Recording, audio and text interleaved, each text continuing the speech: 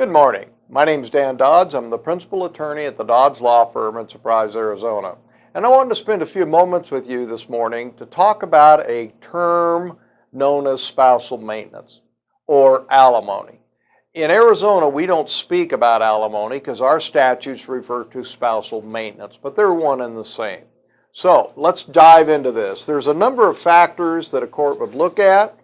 I'm not going to hit them all today, but I'll hit what I consider to be the top of the mountain type ones that the court would look at first.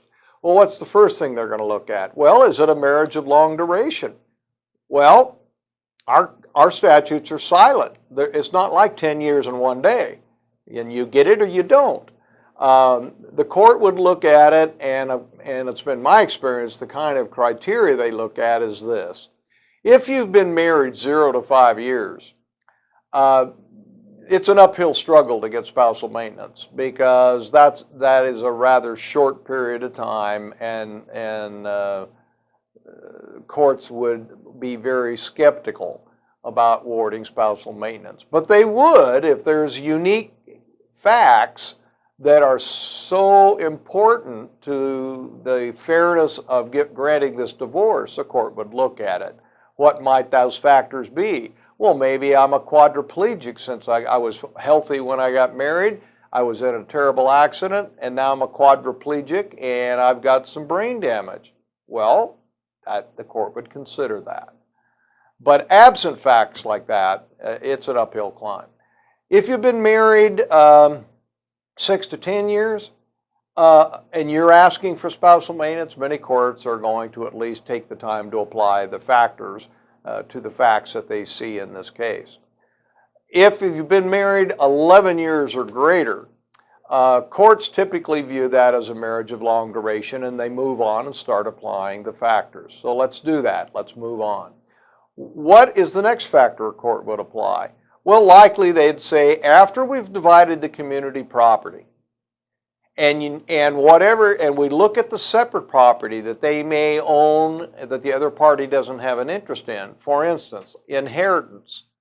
For instance, a home that I bought before I was married, but I've never put my spouse's name on it. It's still my property. They would look at community property assets and separate property assets and say, could those assets be used in a way to support the party requesting the award of spousal maintenance? Would it support a reasonable lifestyle? And that's a key issue, reasonable. And what does reasonable mean? Well, whatever the court says it means. So they're applying their judgment as to what's reasonable and what's unreasonable. Right or wrong, that's the way they do it. What is the next factor they might look at? Well, did the party requesting the spousal maintenance make a significant financial contribution to the other spouse obtaining their degree or their education?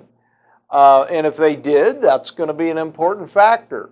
An example might be in my own family. My wife and I were high school sweethearts. We married. We both went to college. But you know what? We couldn't afford to both stay in college. So my wife made the decision to drop out, go to work, and support my efforts to get my degrees. They would look at that and apply some degree of fairness to this equation. Are there extremely young children in the household? You know, maybe a baby that's less than 6 months old or 10 months old. Or are there children at home that have such a severe disability that they require special care? And the mother or the father is the most reasonable person to provide that level of care.